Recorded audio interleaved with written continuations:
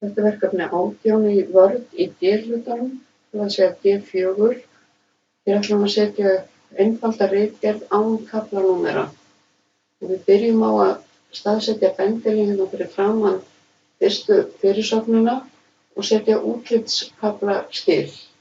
Við förum hérna í Layout og Breaks og Next Page. Kemur svona, ef við erum entermerkin sýnileg sem ég hvet ykkur til að gera, þá var kveikt hérna á þeim, að þá koma hérna Section Break Next Page. Það þýðir að það koma hvorki blaðsíðunúmer á forsíðuna né á síðu 2 sem er efnisyfirlitið. Og það komið, þá er það liður 2, við ætlum að breyta heading 1, hérna, þá förum við hér, við ætlum að hægri mús og Modify, og við ætlum að hafa 14 punkta letur og við ætlum að fara síðan í format paragraf, við ætlum að velja 0 punkta á undan og 3 punkta á eftir. Og OK, og OK, og við ætlum að breyta heading 2 líka, Modify. Við höfum 12 punkta letur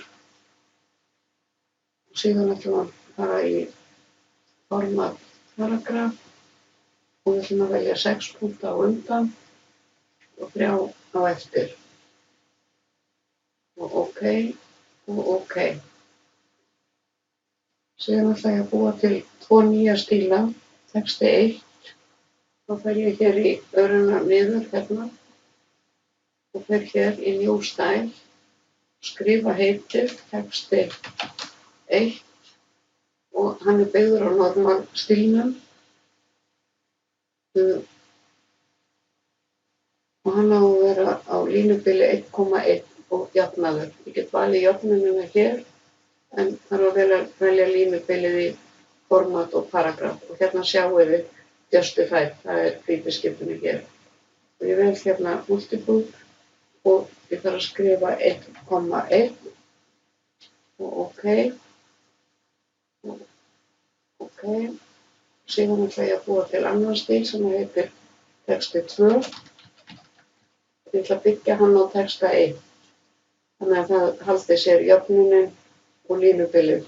Það eina sem ég breyti, að það er inndráttur á fyrstu línu. Þannig að ég fer hérna í format og paragraf og vel hérna first line og ég ætla að hafa hana inndregna 1 cm.